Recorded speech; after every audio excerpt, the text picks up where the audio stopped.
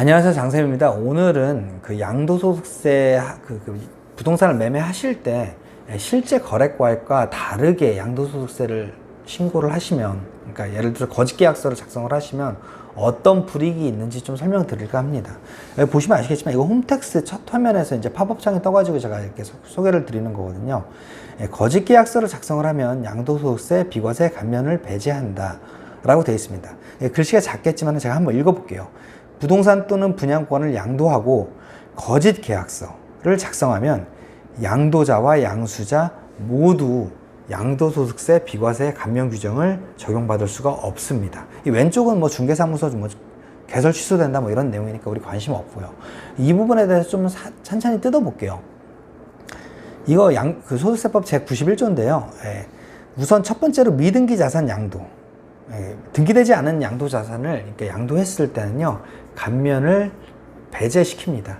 당연하겠죠. 이건 누가 봐도 좀 이거 나쁜 사람이잖아요. 부동산 실명거래법에 의해서 부동산은 실명으로 거래를 하고 또 등기를 한 다음에 양도를 해야 되는데, 내가 이제 과세관청에 노출되지 않기 위해서 단순히 매입하고 양도하면서 이 등기를 하지 않았을 때, 이랬을 때는 당연히 그 감면 규정을 배제합니다. 이건 누가 봐도 알 것 같고요. 그 다음에 다음이 중요한데요.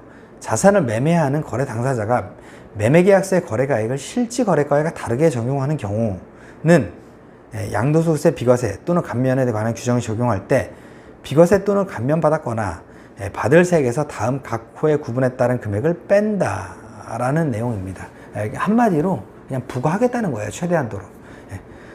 그러니까 뭐 어떤 페널티가 있는지 볼게요. 그렇게 만약에 했을 때 감면 규정이 어떤 게 배제가 되는지 보시면요. 우선 첫 번째로 비과세 감면 규정 적용 배제.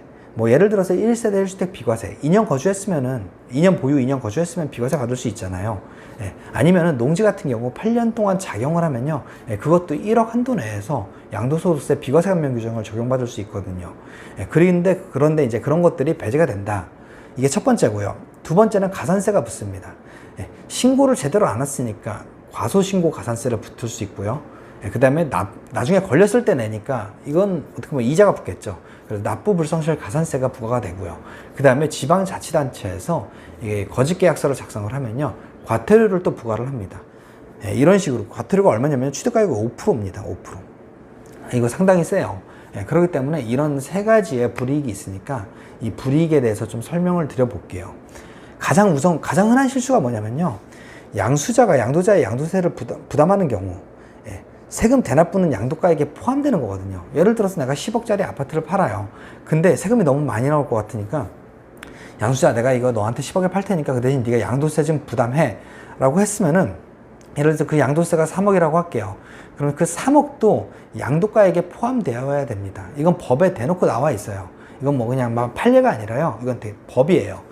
세금 대납부는 양도가액에 포함이 된다. 만약에 포함하지 않는다라면 이것도 거짓 신고입니다. 부동산 매매 계약서에 예를 들어서 그냥 10억에 판다 라고 하고 양도세 3억은 따로 받은 거예요. 그럼 이것도 거짓 계약서예요. 뭐 물론 계약서에 뭐 10억에 판다, 다만 그에 상응하는 양도세는 양수자가 부담한다, 이런 문구가 써 있다라고 하면은 그런 거는 거짓 계약서가 아니겠죠. 단순히 양도소득세의 신고 실수겠죠. 근데 만약에 그런 문구를 적어 놓지 않고 그냥 10억에 양도한다라고 하면은 이거는 탈세를 위한 이렇게 적극적인 행위로 보기 때문에 이 부분도 거짓 신고에 해당한다 라고 알고 계시면 됩니다. 따라서 양도자는 1세대 1주택 비과세 혜택을 받을 수 없고, 만약에 양수자가 나중에 그걸 팔 때 그 양수자도 1세대 1주택 비과세 혜택을 받을 수가 없다 라고 알고 계시면 될 것 같습니다. 이것도 홈택스에 나온 사례예요. 다운계약서 작성한 케이스를 볼게요. 우선 아파트 양도자가 아까 제가 방금 말씀드린 대로 세금이 너무 많이 나올 것 같아가지고 다운계약서를 작성을 한 거예요. 6억짜리인데 양도가액은 계약서엔 6억이라고 돼 있는데 실제는 7억에 판 거죠. 취득가액은 5억이고요. 그래가지고 내가 2억을 벌었는데 근데 세금이 너무 많이 나올 것 같아서 1억만에 대해서만 세금을 내고 싶었는지 뭔지 이유는 모르겠으나 어찌됐든 다운계약서를 작성을 했다. 그랬을 때는 이제 비과세를 배제시킵니다. 실지 거래가액가로 신고했다면 1세대 1주택 비과세 적용으로 납부해야 할 양도소득세가 없으나 비과세 적용을 배제하여 5천만 원 양도소득세를 추징을 했습니다. 그리고 가산세를 부과를 하죠. 5천만 원 세금의 40%인 2천만 원. 그리고 납부지연 가산세 100일인데요. 이게 연으로 치면 대략 9.125%인가 그렇거든요. 어찌됐든 125만 원을 추징을 했다. 그리고 과태료도 7억의 5%인 3,500만 원.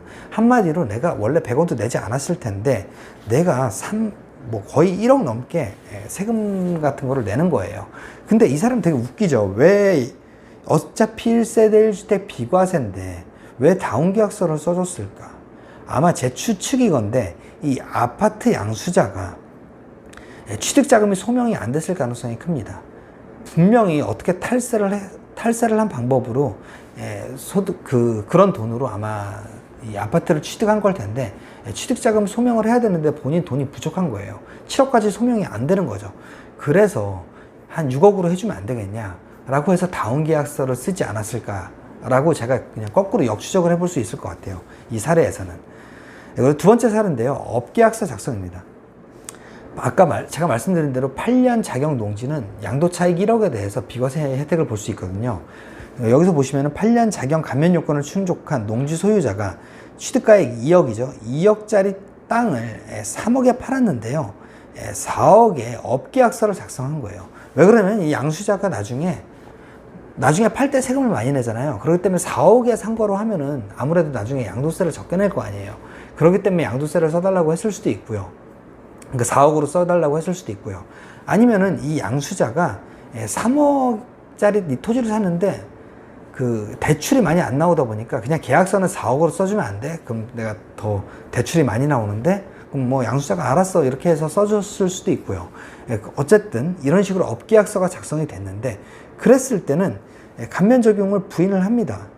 1억 있을 때도 이 사람은 원래 1억 벌어서 이제 세금 하나도 안 내는 건데 다 업계약서를 작성해 주다 보니까 양도소득세 1,500만 원을 추징을 했고요. 가산세를 부과했습니다. 40% 아까랑 똑같이 600만 원에 대해서 세금을 내는 거고요. 그 다음에 납부지연 가산세도 0.025% 하루에 그래서 한마디로 37만 원을 부담을 했고요.